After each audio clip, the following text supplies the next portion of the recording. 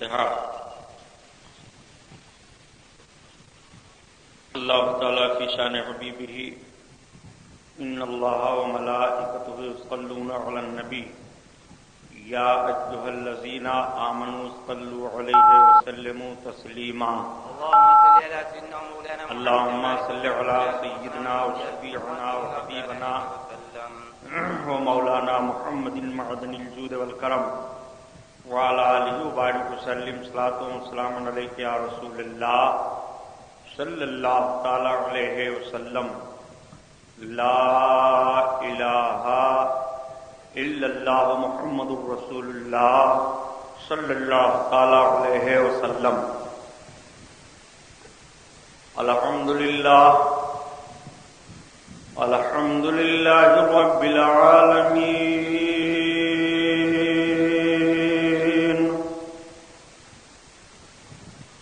والصلاة والسلام على سید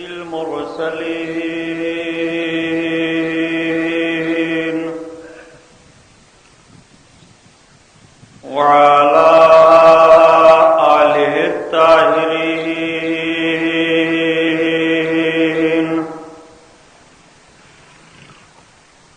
وصحابہ المطہرین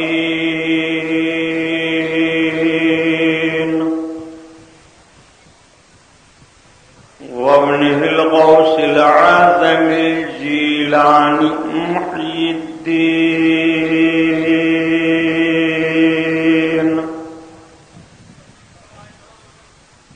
وأہل بیتہ اجمعین، اما بعد، اعوذ باللہ من الشیطان الرجیم، بسم اللہ الرحمن الرحیم۔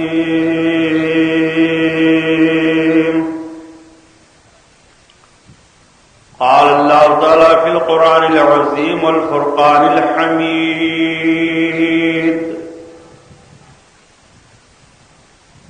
ولا تقولوا لمن يقتل في سبيل الله أموات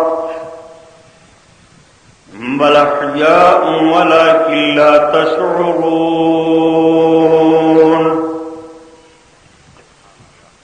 صدق الله البصير القدير وصدق رسوله البشير النذير والحمد لله رب العالمين۔ لائق صد احترام علماء اہل سنت، قابل قدر سامعین حضرات، آئیے ہم اور آپ سب سے پہلے اپنے اور ساری کائنات کی مرکز عقیدت حضور رحمت للعالمین، شفیع المذنبین، رسول گرامی وقار، محبوب پروردگار، دونوں عالم کے مالک و مختار حضور محمد الرسول اللہ صلی اللہ تعالی علیہ وسلم کے دربار پرانوار میں درود شریف کا نذرانہ پیش فرمائیں۔ پڑھیے بلند آواز سے، اللہم صل علی سیدنا مولانا محمد معدن الجود والکرم وعلى آلہ وبارک وسلم صلاۃ وسلام علیک یا رسول اللہ صلی اللہ تعالی علیہ وسلم۔ حصول نجات کے لیے اور درود شریف پڑھ لیجیے۔ اللہم صل علی سیدنا مولانا محمد معدن الجود والکرم وعلى آلہ وبارک وسلم صلاۃ وسلام علیک یا رسول اللہ صلی اللہ تعالی علیہ وسلم۔ حضرات گرامی، آج یہ 11واں جلسہ ہے حضور سرکار سلطان الشہداء رضی اللہ تعالیٰ عنہ کے نام کا، جس میں ہم اور آپ شرکت کی سعادت حاصل کیے ہوئے ہیں۔ تمام ارکان مبارکباد کے لائق ہیں کہ اس دور پرفتن میں سلطان الشہداء حضرت امام حسین رضی اللہ تعالیٰ عنہ کے ذکر جمیل کی محفل کا انعقاد کر کے اپنی غلامی کا ثبوت پیش فرمایا، اور اب تعالیٰ ہم سب کی حاضریوں کو قبول فرمائے، اس محفل نور کو ہمارے اور آپ کے لیے ذریعہ نجات بنائے۔ میں نے کل کربلا کا وہ مختصر سا خونی منظر آپ کے سامنے پیش کیا تھا، آج اسی کا مابقیہ حصہ آپ کے سامنے پیش کرنے کی کوشش کروں گا، لیکن حسب معمول نعت پاک رسول صلی اللہ تعالی علیہ وسلم کے کچھ اشعار سماعت فرما لیجیے۔ اعلی حضرت عظیم البرکت آیت من آیات اللہ معجزۃ من معجزات رسول اللہ امام احمد رضا خان علیہ الرحمت و رضوان کی مقدس نعت پاک آقا کریم صلی اللہ تعالی علیہ وسلم کی بارگاہ میں عرض گزار ہوتے ہیں، یا رسول اللہ صلی اللہ تعالی علیہ وسلم، وہ کمال حسن حضور ہے، وہ کمال حسن حضور ہے کہ گمان نقص جہاں نہیں، یہی پھول خار سے دور ہے، یہی شمع ہے کہ دھواں نہیں، باخدا خدا کا یہی ہے در، نہیں اور کوئی مفرما کر، باخدا خدا کا یہی ہے در، نہیں اور کوئی مفرما کر، جو وہاں سے ہو یہی آ کے ہو، جو یہاں نہیں تو وہاں نہیں، وہ کمال حسن حضور ہے کہ گمان نقص جہاں نہیں، کروں مدح اہل دول رضا،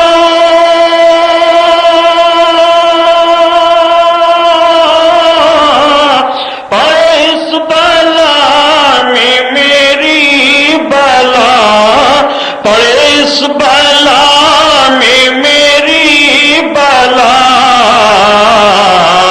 میں گدا ہوں اپنے کریم کا، میرا دین پارنا نہیں، وہ کمال حسن حضور ہے کہ گمان نقص جہاں نہیں، وہ کمال حسن حضور ہے۔ درود شریف صلی اللہ علیہ نبی والہ صلی اللہ تعالی علیہ وسلم، صلاۃ و سلام علیک یا رسول اللہ صلی اللہ تعالی علیہ وسلم۔ قتل حسین اصل بے مرگ یزید ہے، اسلام زندہ ہوتا ہے ہر کربلا کے بعد۔ حضرات، حضرت امام عالی مقام رضی اللہ تعالیٰ عنہ کی جب شہادت کربلا کی سرزمین پر ہو گئی اور تمام یزیدی فوج حضرت امام عالی مقام رضی اللہ تعالیٰ عنہ کے جسم پاک پر گھوڑوں کے ٹاپوں کو دوڑا دیتے ہیں، نواسے رسول صلی اللہ تعالیٰ علیہ وسلم کا مقدس سراپا جسم پاک کربلا کی سرزمین پر بکھر جاتا ہے۔ شام ہو جاتی ہے، یزیدی فوجی اپنے اپنے خیموں کی طرف چلے جاتے ہیں، لیکن ایک ایسی شام یہ آتی ہے جو غم میں ڈوبی ہوئی شام ہوتی ہے، ایسی شام ہوتی ہے جو بالکل ماتمی شام ہوتی ہے۔ کربلا کی سرزمین پر یہ شام کیا آئی، ساری دنیا کے لوگوں کو غم و اندوہ میں ڈبو دیا۔ کربلا کی سرزمین کی شام کی تاریخ مورخ مرتب کرنے پر حیران رہ جاتا ہے کہ ایک ایسی شام تھی اور یہ کیسا المناک موقع تھا جب جگر گوشے رسول امام عالی مقام اور آپ کے جملہ ساتھیوں کے جنازے کربلا کی ریت پر پڑے ہوئے تھے اور یہ ظالم آپس میں فتح کی خوشی منا رہے تھے۔ ایک طرف یہ سوچتے تھے کہ مختصر قافلہ امام حسین اور ان کے ماننے والوں کا تھا اور ہم سب اتنی بڑی جتھا میں تھے، اپنے اپنے مرداروں کو تو یہ ظالم لے گئے اور قبریں کھود کھود کر کے گاڑ دیتے ہیں، لیکن اللہ کے حبیب صلی اللہ علیہ وسلم کی نماز سے اور آپ کے جملہ ساتھیوں کے جنازے یوں ہی ریت پر پڑے ہوئے ہیں۔ رات چلی جا رہی ہے گزرتی ہوئی، اللہ کے حبیب صلی اللہ تعالی علیہ وسلم کی شہزادیاں سسک رہی ہیں۔ حضرت امام زین العابدین رضی اللہ تعالیٰ عنہ گھبرائے ہوئے، بخار کی شدت ہے، کبھی اٹھتے ہیں کبھی بیٹھ جاتے ہیں، کبھی حضرت زینب کو آواز دیتے ہیں، کبھی ماں کو پکارتے ہیں اور کبھی کربلا کا ریگستان دیکھتے ہیں، جس ریگستان پر تمام شہیدوں کے جسموں کے ٹکڑے بکھرے پڑے ہوئے ہیں۔ حضرت امام زین العابدین کی آنکھیں بھیگی ہوئی ہیں، آنسو تو ہیں نہیں، خشک ہو چکے ہیں، چہرہ مرجھایا ہوا ہے، ایک آہ کرب لیتے ہیں اور ایک ایسی آواز آپ کی بلند ہوتی ہے کہ زمین کانپنے لگتی ہے، آسمان ہلنے لگتا ہے، سفیدہ شہر نمودار ہونے والا ہے۔ حضرت امام زین العابدین کے شہزادے نے تیمم کیا، نماز ادا کی، حضرت زینب کو آواز دی، حضرت زینب نے اور دوسرے لوگوں کو آواز دیتی ہیں، بے ہوشی کا عالم ہے۔ پھر جیسے سارے لوگوں کی نگاہیں میدان کربلا کے اس ریت پر پڑتی ہیں، آنکھیں بھیگ جاتی ہیں، آہو فغاں بلند ہونے لگتا ہے۔ یزیدی فوج کے کچھ جوان آئے اور ان سید زادیوں کو گرفتار کیا۔ حضرت امام زین العابدین کے ہاتھ میں زنجیر ڈال دی گئی، اونٹوں پر کس کر کے ان سب کو کربلا کی سرزمین سے اب کوفہ کی طرف لے جانے کی تیاری کی جانے لگی۔ یہ مقدس اور مختصر قافلہ جب میدان کوفہ کی کربلا سے کوفہ کی طرف رواں دواں ہوتا ہے اور ان کی نگاہوں کے سامنے شہیدوں کے جسموں کے کٹے ہوئے ٹکڑے پڑتے ہیں تو ان کا کلیجہ منہ کو آ جاتا ہے، آہیں بلند ہو جاتی ہیں، چیخ نکل پڑتی ہے، آنکھوں کے تلے اندھیرا چھا جاتا ہے۔ حضرت امام حسین کا غم لے کر کے اور آپ کے ساتھیوں کا غم لے کر کے یہ سب آگے بڑھتے چلے جا رہے ہیں، قافلہ رواں دواں چلا جا رہا ہے، کوفہ کی سرزمین کی طرف جاتا ہے۔ چند منزل چلنے کے بعد کوفہ کی آبادی آ جاتی ہے۔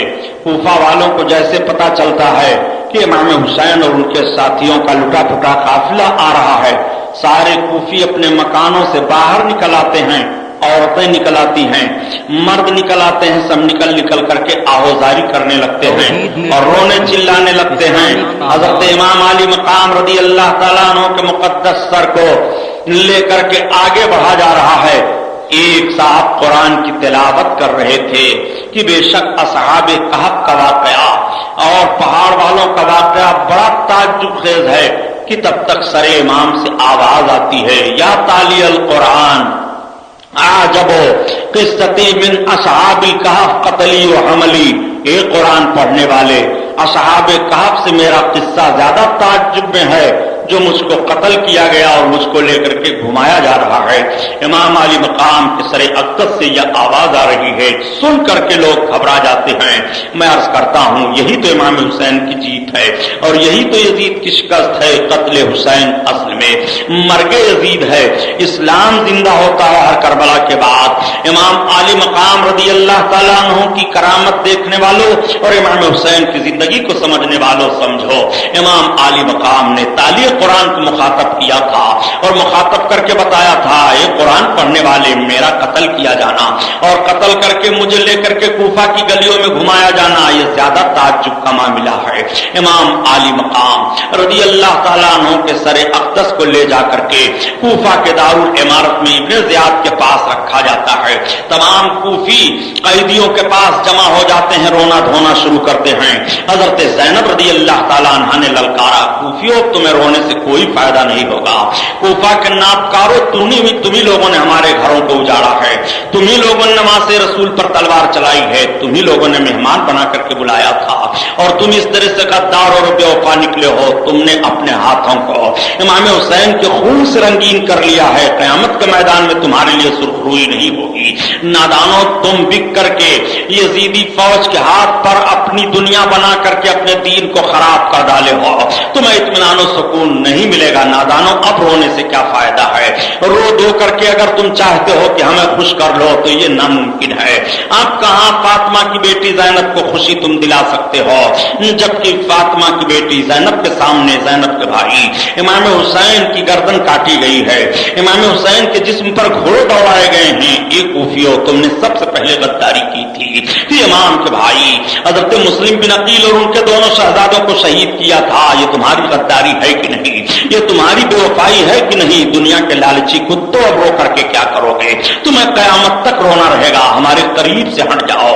हजरत ज़ैनब रज़ी अल्लाह ताला अन्हा ऐसा खुतबा देती हैं कि ये सब के सब शर्मसार हो जाते हैं और शर्म नदामत से अपनी निगाहों को झुका लेते हैं, इधर उधर तितर बितर हो जाते हैं, अपने घरों में चले जाते हैं। तारीख बता रही है कि कूफा का कोई ऐसा घर नहीं था जो घर शहादत इमाम हुसैन के बाद मातम कदा न बन गया हो।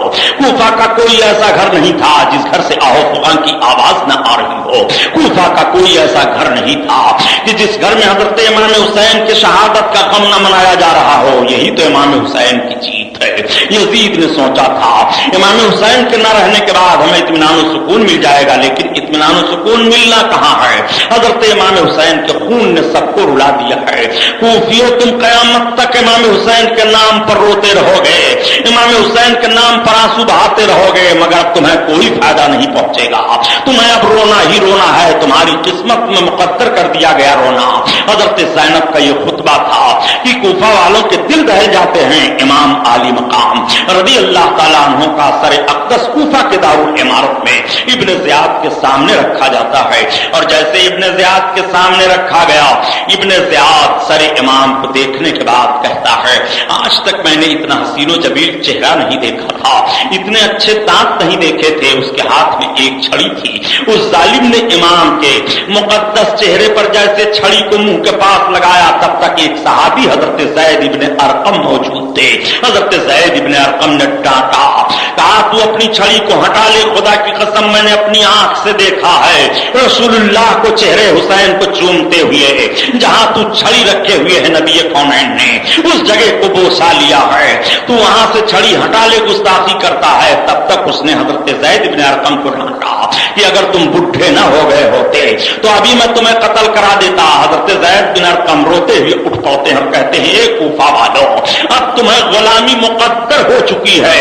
तुम नवासे रसूल की गुलामी छोड़ करके मरजाना के बेटे की गुलामी में आ गए हो।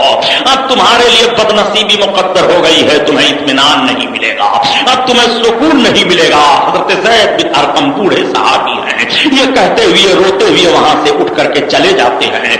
यही तो इमाम हुसैन की जीत है और यही तो यजीद की हार है।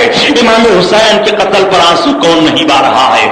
बच्चे बहा रहे हैं, औरतें बहा रही हैं, जवान रो रहे हैं, बूढ़े रो रहे हैं, अपने रो रहे हैं, बेगाने रो रहे हैं। इमाम हुसैन के कत्ल पर रो कौन नहीं रहा है?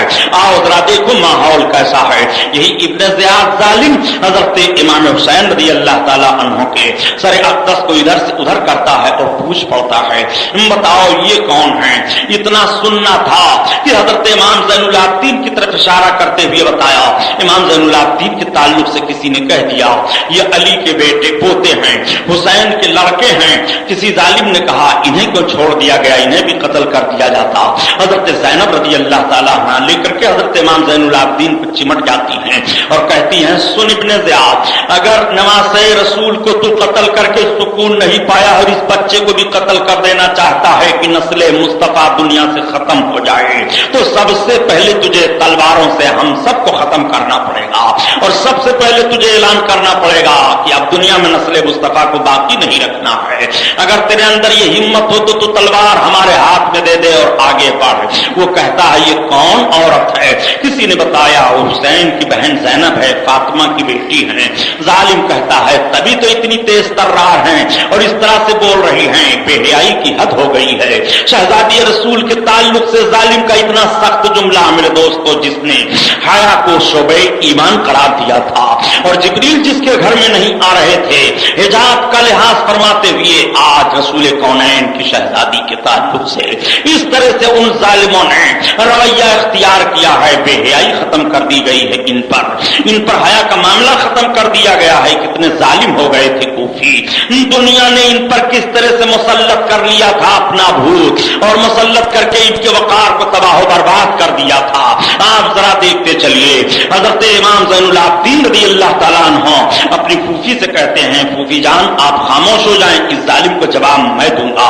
حضرت امام زین العابدین کہتے ہیں، ابن زیاد سن، تو مجھے قتل نہیں کروا سکتا ہے، میں تجھے قتل کر دوں گا، میرے ہاتھ میں تلوار ہو، اور اگر تو مجھے قتل کرنے کی ذمہ داری قبول کرتا ہے تو میرا اور تیرا مقابلہ ہوگا۔ اب بھی حسین کے بیٹے کی یہ آواز ہے کہ ایمان باطل میں گھس کر کے اور اس طرح سے ہمت و جرات کے ساتھ دشمن کے سامنے بے باکانہ طور پر اپنے مطلب کو بیان کرتا ہوا دکھائی دے رہا ہے۔ تاریخ کہہ رہی ہے یہی تو حسین کے جگر گوشے ہیں، یہی تو علی کے کچھار کے شیر ہیں، یہی تو رسول کونین کے شہزادے ہیں، یہی تو ہمت و جرات والے ہیں، یہی تو آئینے جواں مردہ حق گوئی و بے باکی اللہ کے شیروں کو آتی نہیں روباہی، یہی تو وہ لوگ ہیں جنہوں نے اپنے ہمت مردانہ کی بنیاد پر دنیا کے سامنے اپنی تاریخ مرتب کر دی اور یہ بتا دیا ہے، اے دنیا کے لوگوں، مرد مومن کبھی ڈرتا نہیں ہے اور مرد مومن کبھی گھبراتا نہیں ہے، مرد مومن حق بات کہنے کے لیے اپنے جان کی پرواہ بھی نہیں کرتا ہے۔ اس کی نشانی کربلا کی سرزمین سے امام حسین کے شہزادے حضرت امام زین العابدین جا رہے ہیں اور اس کا سارا ثبوت حضرت امام زین العابدین پیش کر رہے ہیں۔ امام زین العابدین کی اس بات سے ابن زیاد گھبرا گیا اور اس پر کپ کپی طاری ہو گئی، وہ خاموش ہو جاتا ہے۔ پھر تھوڑی دیر کے بعد وہ بولتا ہے کہ بیٹا دیکھ، تیرے باپ کو اللہ نے رسوا کر دیا اور تیرے باپ کو اس طرح سے قتل ہونا پڑا۔ حضرت امام زین العابدین فرماتے ہیں تو غلط کہہ رہا ہے، اللہ تعالیٰ نے جس پر جو مصیبت نازل کی ہے پہلے اس کے لیے مقدر کر دیا ہے، ہمارے لیے اس میں ذلت و رسوائی نہیں ہے۔ ہمارے باپ کو قتل ہونے کے بعد تو شہادت کا درجہ مل گیا ہے، لیکن میرے باپ کے قتل میں اور میرے باپ کے خون سے اپنے ہاتھ کو تو نے رنگین کیا ہے، عاقبت تیری برباد ہو گئی ہے۔ تو جس کی عاقبت برباد ہو رہی ہے تباہی اس کے لیے ہے، جس کی آخرت برباد ہو رہی ہے ذلت اس کے لیے ہے، جس کی آخرت برباد ہو رہی ہے رسوائی اس کے لیے ہے، اور رسوائی اس کے لیے نہیں ہے جو آخرت میں شہادت کا جوڑا پہن کر کے جا رہا ہے، ذلت اس کے لیے نہیں ہے جو اپنے خون کے دھاروں اور فواروں سے مذہب اسلام کی بنیاد کو مضبوط کر رہا ہے، ذلت اس کے لیے نہیں ہے چال حق و ذاق الباطل ان الباطل کان زہوقا۔ تو سمجھ کیا رہا ہے کہ ذلت ہمارے باپ کے لیے ہے؟ نہیں، شہادت کا جام میرے باپ نے پیا ہے اور میرے باپ کے خون میں اپنے ہاتھوں کو تم لوگوں نے رنگین کر کے میرے نانا کی شفاعت سے محرومی تم لوگوں نے لیتی ہے، اس لیے ذلت تمہارے لیے ہے۔ حضرت امام زین العابدین ایسی دلیلیں ابن زیاد کے سامنے رکھتے ہیں کہ ابن زیاد خاموش ہو جاتا ہے، اس کے پاس کوئی جواب نہیں رہ جاتا۔ ابن زیاد کہتا ہے اچھا لے جاؤ ان سب کو اور ان کے باپ کے سر کو پورے کوفہ میں گھماؤ تاکہ لوگ عبرت حاصل کریں کہ حکومت سے کبھی بغاوت نہیں کرنی چاہیے۔ حضرت امام زین العابدین کی آنکھیں بھیگ جاتی ہیں، کوفہ کے بازاروں میں گھمایا جاتا ہے اور کوفہ کے بازاروں میں گھمانے کے بعد ابن زیاد پھر چند سواروں کے ساتھ کہتا ہے کہ ان کے سروں کو امیر شام کی طرف لے کر کے دمشق چلے جاؤ یزید کے پاس اور جلد سے جلد بتا دو، انعام و اکرام حاصل کر لو کہ دیکھو حکومت کی بغاوت کرنے والے حسین ابن علی کا کام کس طرح سے جلدی سے تمام کر دیا گیا ہے۔ یہ ظالم لوگ کوفہ سے اب چلنے کی تیاری کر رہے ہیں۔ آئیے آپ ذرا دیکھیے، آج پوری دنیا میں کوفہ کا نام لیا جا رہا ہے، آج پوری دنیا میں کوفہ کی تاریخ دہرائی جا رہی ہے، آج پوری دنیا میں کوفیوں کی بے وفائی کی مثال پیش کی جا رہی ہے۔ کس بنیاد پر؟ اس لیے کہ کوفہ والوں نے امام حسین کے ساتھ دغا کیا تھا، مثال بن کر کے یہ ساری دنیا میں پیش کیے جاتے ہیں۔ کیا کوفی ذہن و فکر رکھ رہے ہو؟ کیا کوفی بے وفائی اختیار کر رہے ہو؟ کوفیوں کی طرح ہو گئے ہو بے وفائی میں؟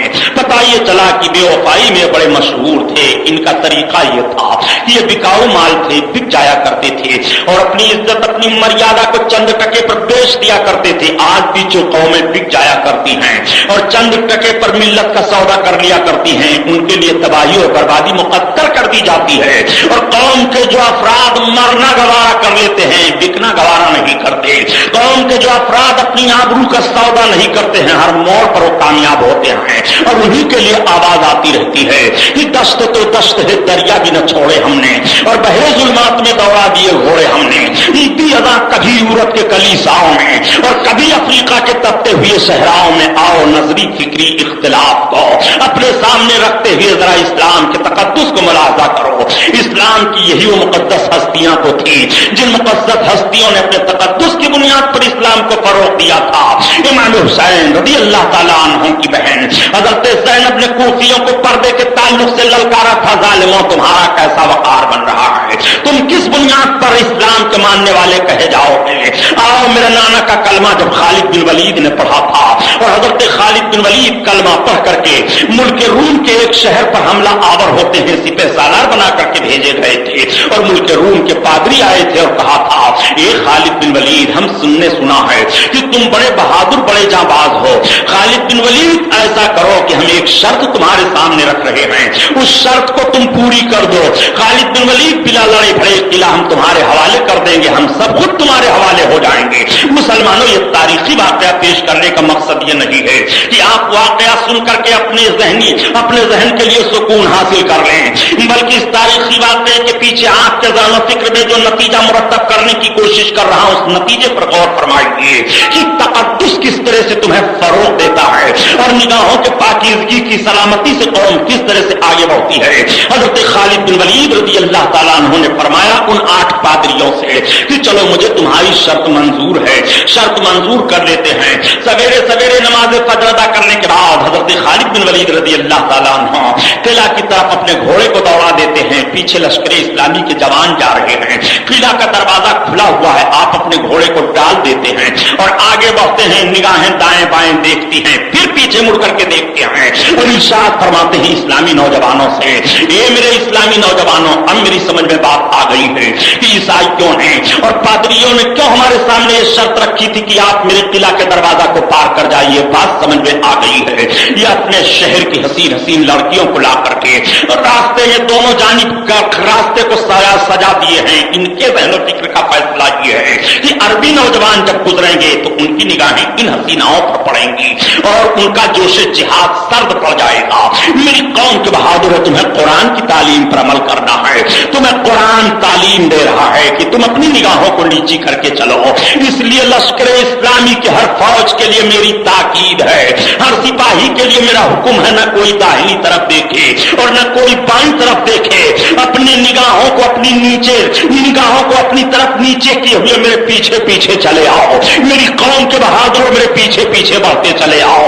یہ وہی شہسوار ہیں جن شہسواروں نے قیس و کسریٰ کے چھکے چھڑا دیے تھے، یہ وہی شہسوار ہیں جن کی سواریاں دریاؤں میں چھلانگ لگا گئی تھی، یہی وہ شہسوار ہیں کہ جب اپنے نگاہوں کے تقدس کی حفاظت کو کرتے ہوئے آگے بڑھ رہے تھے تو آواز آ رہی تھی کہ نہ مڑ کر کے بے درد قاتل نے دیکھا، تڑپتے رہے نیم جا کیسے کیسے۔ اور یہی نوجوان جب آگے بڑھے ہیں اور نگاہوں کے تقدس کو سلامتی بخشا ہے تو وہی پادری حاضر ہوتے ہیں اور کہتے ہیں اے مذہب اسلامی کے لشکر کے سپہ سالار خالد بن ولید، اب ہم تمہارے مذہب کا کلمہ پڑھ رہے ہیں، ہم نے جان لیا کہ جب تم اتنے سچے ہو اور تمہارے ساتھی اتنے پاکیزہ ماحول لیے ہوئے ہیں تو تمہارا مذہب کتنا سچا ہوگا، اس لیے کلمہ پڑھو اسلام میں داخل فرما لو۔ کلمہ پڑھ کر کے بلا لڑے پھر اسلام میں داخل ہو رہے ہیں۔ اسی لیے تو کہا جاتا ہے کہ علی کی ذوالفقار لے، عمر کا اقتدار لے، حسن کا اعتبار لے، حسین کا شعار لے، وقار لے، قرار لے، مجاہدی قطار لے، مثال شاندار لے، قدیم یادگار لے، ابھی تو نوجوان ہے اور محمدی پیام لے، حریم کعبہ تھام لے، فضیلتیں تمام لے، سلام لے، کلام لے، دلاوری کا جام لے، بہادری سے کام لے، قضا کا ہاتھ تھام لے، ابھی تو نوجوان ہے، یہ پیغام تمہیں کربلا کی سرزمین سے مل رہا ہے، یہ پیغام تمہیں کوفہ کے میدان سے مل رہا ہے، یہ پیغام تمہیں کوفہ کی گلیوں سے مل رہا ہے، یہ پیغام تمہیں امام زین العابدین کی ہمت و جرات سے مل رہا ہے۔ انسان کو بیدار تو ہو لینے دو، ہر قوم پکارے گی ہمارے ہیں حسین۔ نعرہ تکبیر، نعرہ رسالت، علامہ سبحانی صاحب قبلہ۔ اللہم صلی علی سیدنا مولانا محمد وآلہ۔ آپ کی خدمت میں پہنچیں گے شرعی اور دینی تقاضوں کے تحت ضرورت اس بات کی ہے کہ آپ اپنی حلال کمائی کا کچھ حصہ ضرور سنی جامع مسجد کا پڑیا نگر کی تعمیر میں دیں۔ مسجدوں کے تعلق سے بھی بیان آپ سن چکے ہیں، مسجدوں کی حرمت کا معاملہ بھی تو تھا، سجدوں کی حفاظت کا پیغام بھی تو کربلا کے میدان سے ہے۔ اس لیے یہ ارکان، یہ ذمہ داران آپ حضرات کی خدمت میں پہنچیں تو بھرپور آپ ان کا تعاون کریں۔ دوسری ٹیم ہمارے مدرسے والے جائیں گے کوپن لے کر کے یا یوں ہی، آپ ان کا بھی بھرپور تعاون کریں۔ میں نے کل جن لوگوں کا نام لیا تھا وہ نوجوان تھوڑی سی محنت آج اور کر دیں، حضرت امام حسین رضی اللہ تعالیٰ عنہ کے نام پر انشاءاللہ